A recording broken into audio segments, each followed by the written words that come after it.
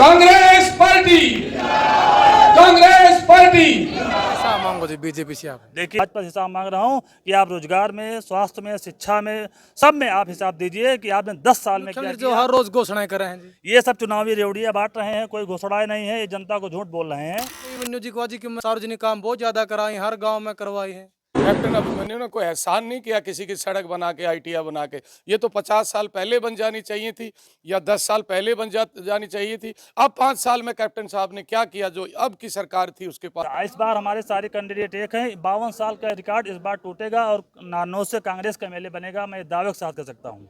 नमस्कार, मैं मनीष कुमार। फिलहाल गांव कोत कलां के अंदर है और गांव कोत कलां में कांग्रेस के नानू दल का जितने भी टिकटार्थी है, सभी टिकटार्थी यहाँ पर पहुंचे हैं एक मंच के ऊपर। और इस कार्यक्रम का आयोजन है जो जिला पार्षद सत्यवीर संधू द्वारा किया गया है। तो बातचीत करांगे, यहाँ पर प्रभारी पहुंचे और जितने भी टिकटार्थी है सभी टिकटार्थी पहुंचे हैं। नमस्कार। हाँ नमस्कार जी। जी, आज का कार्यक्रम का जो आयोजन कराया है, किस तरह का कार्यक्रम था? कार्यक्रम का आयोजन तो प्रभारी जी बता देंगे, फिर बाद में मैं बताऊंगा। पहले प्रभारी जी की सुन लो। नमस्कार। नमस्कार, आपको भी नमस्कार, आपके दर्शकों को नमस्कार। ये जो हमारा है हरियाणा मांगे हिसाब, कांग्रेस से ही आस, ये कार्यक्रम है। इस कार्यक्रम के तहत आज हम कोतकला में थे, तो हम बूथ वाइज ये कार्यक्रम कर रहे हैं। तो इसका बड़ा अच्छा रिस्पांस मिल रहा है और दीपेंद्र जी इस मुहिम को आगे बढ़ा रहे हैं। दीपेंद्र जी ने इस मुहिम को शुरू किया, हम उसको आगे बढ़ा रहे हैं। और जो बीजेपी ने जो कारनामे किए, चाहे वो बेरोजगारी हमारे हरियाणा में क्यों बढ़ी, चाहे अपराध हमारे हरियाणा में क्यों बढ़ा, चाहे किसानों के ऊपर लाठियाँ क्यों बरसाई, 750 किसान जो हमारे शहीद हुए उनका जिम्मेवार कौन है, ऐसी बहुत सारी हैं। सबसे ज़्यादा महंगाई हरियाणा में क्यों है, बलात्कार में नंबर 1 हरियाणा क्यों है। जो हरियाणा 2014 तक प्रति व्यक्ति आय में नंबर 1 होता था, आज वो अपराध में, भ्रष्टाचार में, बलात्कार में नंबर 1 है। ये हिसाब हरियाणा की जनता बीजेपी से मांग रही है, लेकिन वो हिसाब देने को तैयार नहीं है। वो कहते हैं कि कांग्रेस हिसाब दे 70 साल का हिसाब इस गांव के लोग और देश के लोग जानते हैं। जब भारत आज़ाद हुआ तो हमारे पास सुई भी नहीं बनती थी, आज तेजस आसमान में उड़ते हैं और सरहदों की रक्षा करते हैं। तो बीजेपी है अपना हिसाब दे, कांग्रेस का हिसाब ना मांगे। और जो आज वो बेच रहे हैं, जो अपने उद्योगपति मित्रों को जो ये प्रॉपर्टी बेच रहे हैं, ये नवरत्न कांग्रेस ने ही बनाए थे। उन्होंने क्या बनाया, एक भी बनाया हो तो बताओ। हरियाणा में सबसे ज़्यादा अगर इंडस्ट्रीज़ का पलायन हुआ तो इस दौरान हुआ है। हरियाणा में सबसे ज़्यादा भ्रष्टाचार हुआ तो अब हुआ है, निवेश नहीं आया। तो ऐसी बहुत सारी बातें हैं जो हम उठा रहे हैं, लोगों के बीच तक हम पहुंचा रहे हैं। इसी के विषय में आज हम कोतकला आए। सिद्धू साहब का बहुत बहुत धन्यवाद, इन्होंने बड़ा अच्छा कार्य, संधू साहब का बहुत बहुत धन्यवाद जिन्होंने बड़ा अच्छा कार्यक्रम किया। नमस्कार जी। नमस्कार जी, आप भी पूरे इलाके में डोर टू डोर कर रहे हो, किस तरह का जन समर्थन मिल रहा है? काफ़ी उत्साह है लोगों में। इस बार जनता नारनौल की परिवर्तन में मूड है, जहाँ भी जा रहे हैं हजारों तादाद में लोग आ रहे हैं। इस बार जनता ने पढ़ कर लिया है कि नारनौल में परिवर्तन करना है। किस तरह का हिसाब मांगो जी बीजेपी से आप? देखिए, मैं महंगाई का हिसाब मांग रहा हूँ, बेरोजगारी का हिसाब मांग रहा हूँ, नारी सुरक्षा का हिसाब मांग रहा हूँ, और इस प्रदेश में सबसे ज़्यादा भ्रष्टाचार है उसका मैं हिसाब मांग रहा हूँ। जो भी आज नारनौल में देख लीजिए, जितना भ्रष्टाचार हो रहा भाजपा में हो रहा है। रोजगार नहीं दिया, ये भाजपा का देन है। महिला सुरक्षा में जो हीला हवाली, ये भाजपा का देन है। जो भी व्यवस्थाएं समाज में दैनिक रूप से सुचारू रूप से चालू हैं, उस सब व्यवस्थाओं में भाजपा फेल है। इसीलिए मैं भाजपा से हिसाब मांग रहा हूं कि आप रोजगार में, स्वास्थ्य में, शिक्षा में, सब में आप हिसाब दीजिए कि आपने 10 साल में क्या किया और आप हम 70 साल में जो किया आप उसको बिगाड़ने और बेचने का काम किया है। बीजेपी तो मुख्यमंत्री जो हर रोज घोषणाएं कर रहे हैं जी। ये सब चुनावी रेवड़ियां बांट रहे हैं, कोई घोषणाएं नहीं है, ये जनता को झूठ बोल रहे हैं।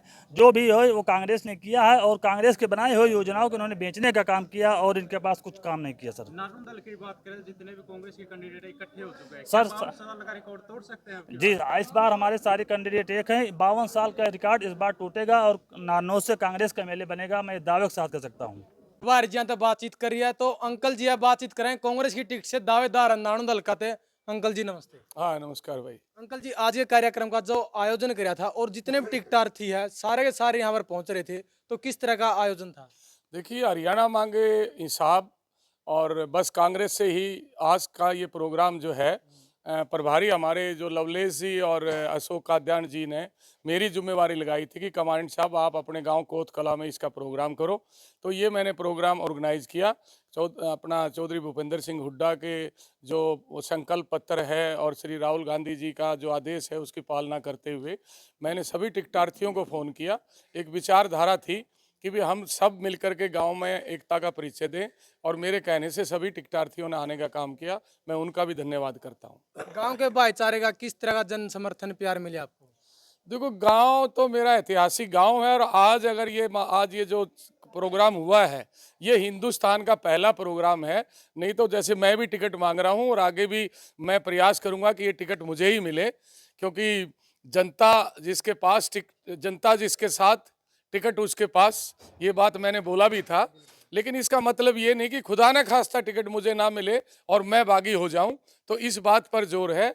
सभी टिकटार्थी अपना अपना प्रयास कर रहे हैं और समाज को एक मैसेज देने का काम कर रहे हैं कि बीजेपी जो भ्रम फैला रही है कि कांग्रेस पार्टी के टिकटार्थी भागेंगे, उस बात को सिद्ध करने के लिए ये आज गांव कोतकला में जो प्यार, जो मोहब्बत बुजुर्गों ने 3 घंटे तक प्रभारी का मेरे गांव के नौजवान और बुजुर्गों ने इंतजार किया, इसके लिए मैं बहुत बहुत आभारी हूं।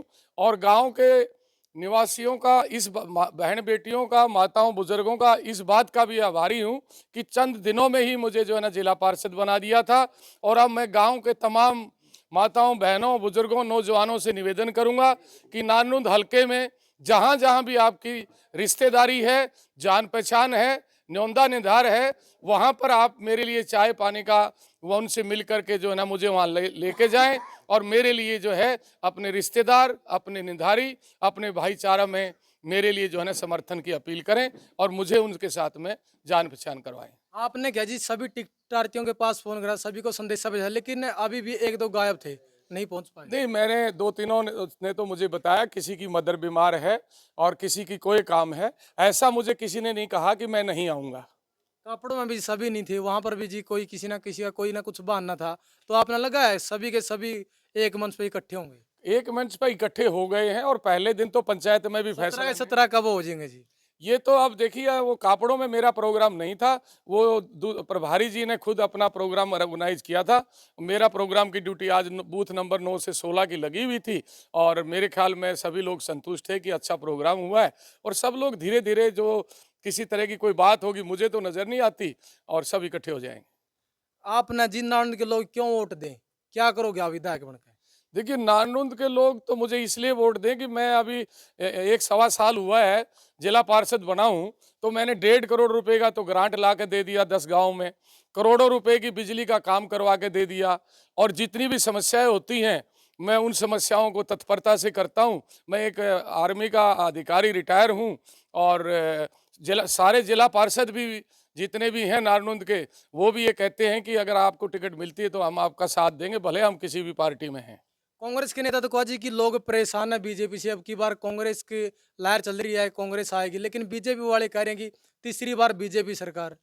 बीजेपी सरकार तो पहले कहती थी 75 पार, 40 ले लिए, और जेजेपी के साथ मिलकर झूठा गठबंधन करके 5 साल जो है ना जनता को परेशान करके चले गए। बहन बेटियों का अपमान किया, लाठियां सरपंचों पे बरसाई, किसानों का तो जो है ना कत्ल तक, 700 किसानों का वहाँ कत्ल हो गया। ऐसी सरकार से तो अच्छा है कि राष्ट्रपति शासन लागू हो जाए। अगर आप विधायक बनते हैं जी तो आपकी प्राथमिकता क्या रही, क्या आप विकास कार्य कराओगे नारायण की जनता के लिए? नारनुंद की जनता के पास सड़क नहीं है, पीने का पानी नहीं है, स्कूल की शिक्षा नहीं है, बेरोजगारी नहीं है, और स्कूलों की कोई सुधार नहीं है, खेतों के जो है ना पानी का प्रबंध नहीं है, हमारे पीने तक का प्रबंध नहीं है। तो ये सारा काम, शिक्षा, स्वास्थ्य, पानी, सड़क, रोड, बिजली, सारा काम करने का काम करेंगे। नारायण की जनता को जी क्या संदेश आप अपनी तरफ से देना चाहोगे? मैं नारनुंद की जनता से अपील करता हूं कि 52 साल से कांग्रेस यहां जीती नहीं है। इस बार कांग्रेस के प्रत्याशी को 52,000 से जिता करके और भूपेंद्र सिंह हुड्डा की झोली में कांग्रेस का विधायक डालने का काम करें, ताकि हरियाणा में भारी बहुमत से सरकार जीते। 52,000 की लीड मानो जी, या कुल 52,000 वोट मान रहे हो? 52,000 की लीड से, जैसे जेपी प्रधान जी की 45,000 की लीड हुई है ना, इस बार 52,000 की लीड होगी यहाँ से। लेकिन कैप्टन ने भी जी कहा जी कि मैंने सार्वजनिक काम बहुत ज्यादा कराए, हर गांव में करवाए हैं। देखिए, जब बच्चा पैदा होता है तो वो जवान भी होता है, फिर उसके बाद में जो है ना बुजुर्ग भी होता है, और ये एक स्वाभाविक और प्राकृतिक क्रिया है आदमी का, जैसे पैदा होना और मरना। उसी प्रकार किसी भी सरकार का ये धर्म है कि वो अपने जब वो राजा बनते हैं या मंत्री बनते हैं तो अपने एरिया का विकास करें। कैप्टन अभिमन्यु ने कोई एहसान नहीं किया किसी की सड़क बना के, ITI बना के। ये तो 50 साल पहले बन जानी चाहिए थी या 10 साल पहले बन जानी चाहिए थी। अब 5 साल में कैप्टन साहब ने क्या किया जो अब की सरकार थी उसके पास में था, तो वो भी जो है ना पूर्व मंत्री। आप बताइए कि मुआवजा तक दिलाया नहीं, लोग परेशान रहे 67 दिन यहाँ पर क्या बोलते हैं खेड़ी चौपटा में, 13 महीने वहाँ बैठ के आए। कभी कैप्टन साहब गए किसान और मजदूर को संभालने के लिए? ठीक है जी, धन्यवाद। Thank you. तो कांग्रेस से टिकट के दावेदार सत्यावीर संधू जी है और आज गांव कोतकलां के बनियावाला दरवाजा में जो कांग्रेस पार्टी का हरियाणा मांगे साहब है जो वो कार्यक्रम किया गया और उस कार्यक्रम का आयोजन है जो सत्यावीर संधू जी ने किया है। तो सभी यहाँ पर टिकटार्थी यहाँ पर पहुंच रहे थे, प्रभारी जी यहाँ पर पहुंच रहे थे। आपके क्या कुछ सोच आ रहा है अपने कमेंट में देने। मिलेंगे अगली वीडियो में। जय हिंद, वंदे मातरम।